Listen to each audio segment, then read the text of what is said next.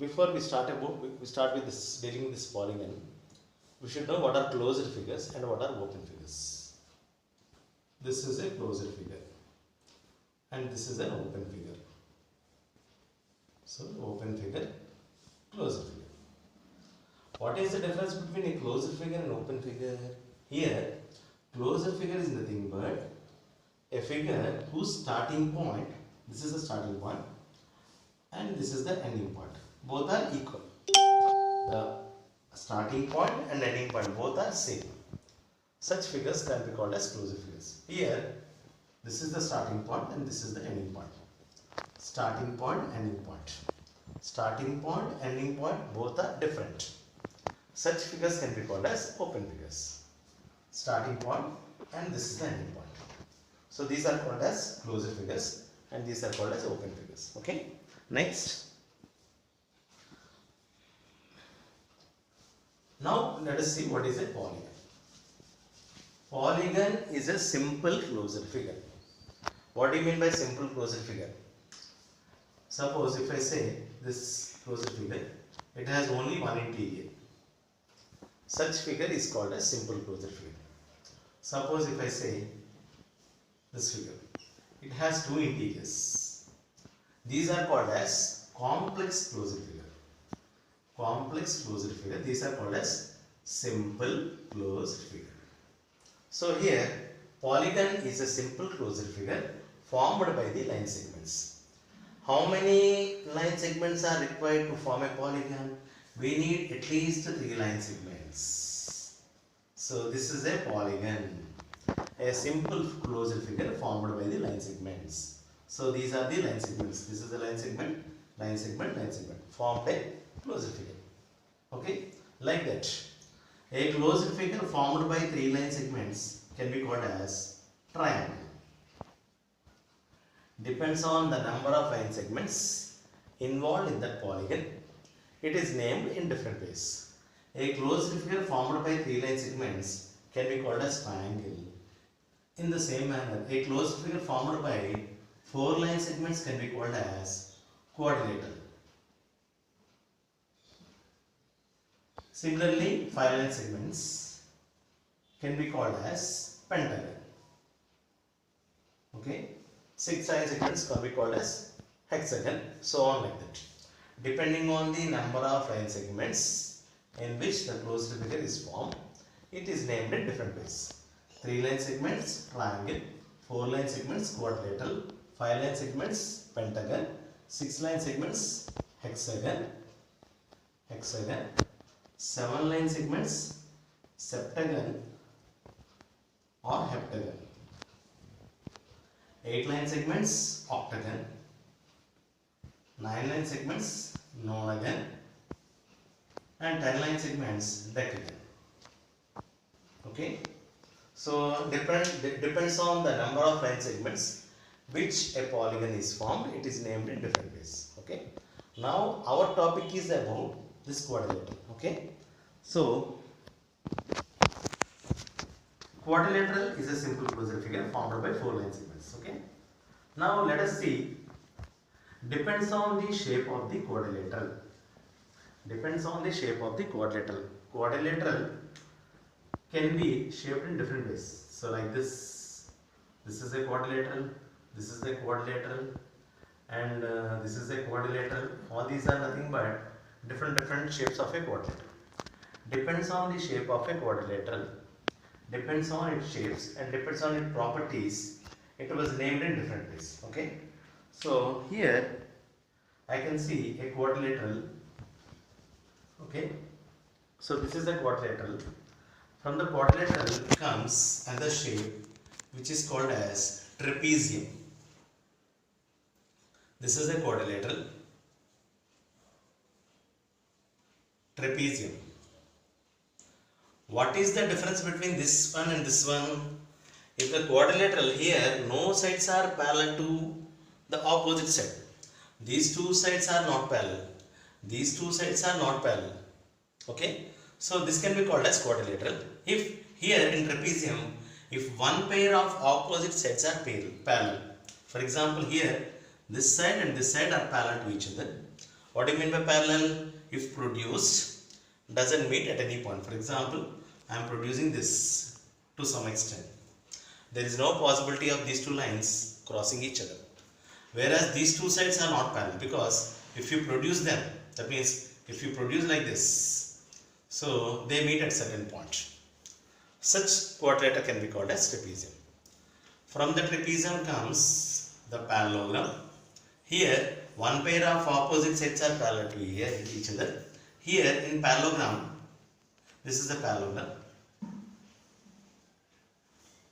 This is a parallelogram. Here what is the difference between a trapezium and parallelogram? Here both pair of opposite sides are parallel. These two are parallel to each other and these two sides are parallel to each other. Okay. So such quadrilateral can be called as parallelogram. From the parallelogram comes two figures, that is rectangle and a rhombus. Quadrilateral contains certain properties that we will discuss in some other session.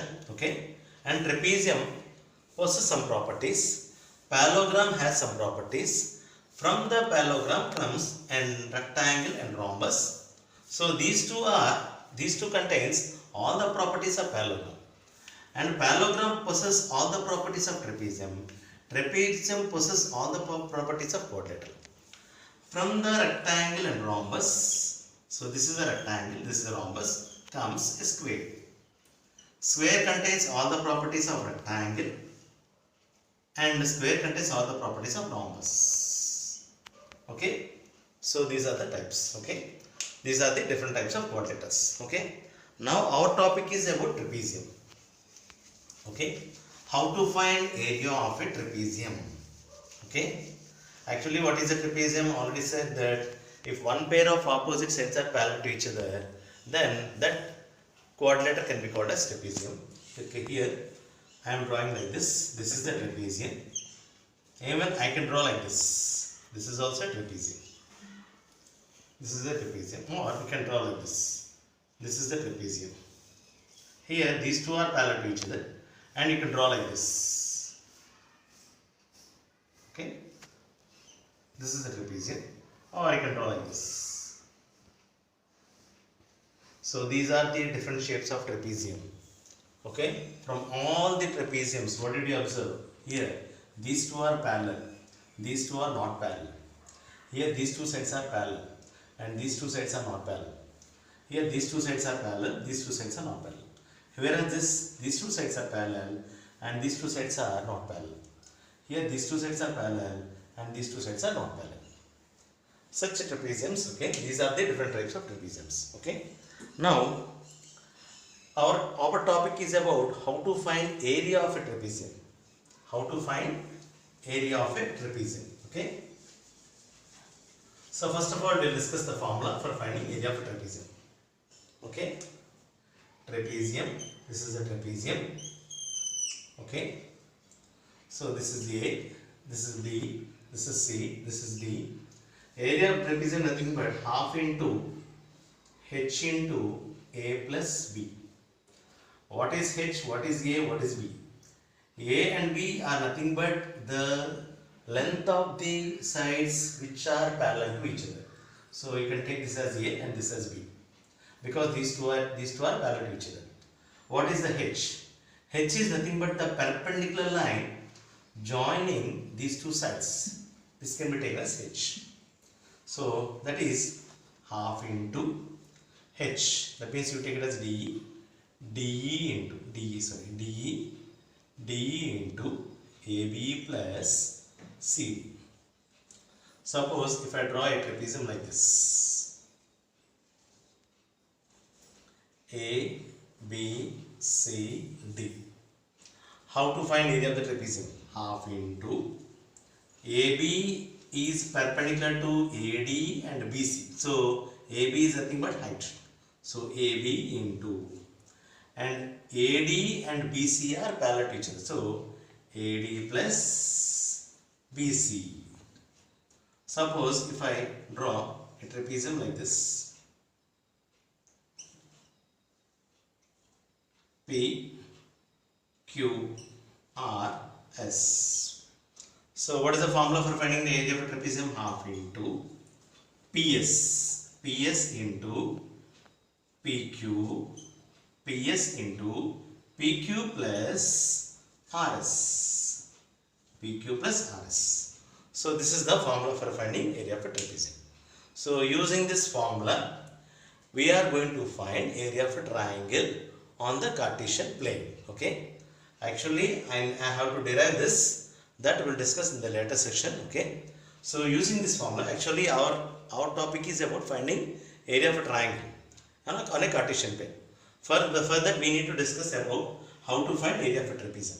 Area of a trapezium is nothing but half into perpendicular side, that means the side which is perpendicular to both the parallel lines, that into the sides which are parallel with each other, that is the length of the sides, that means PQ and RS which are parallel to each other. So the length of those parallel sides, sum of those parallel sides, half into the perpendicular side joining the parallel sides plus the sum of the length of the parallel sides. So this is the formula for finding area of trapezium.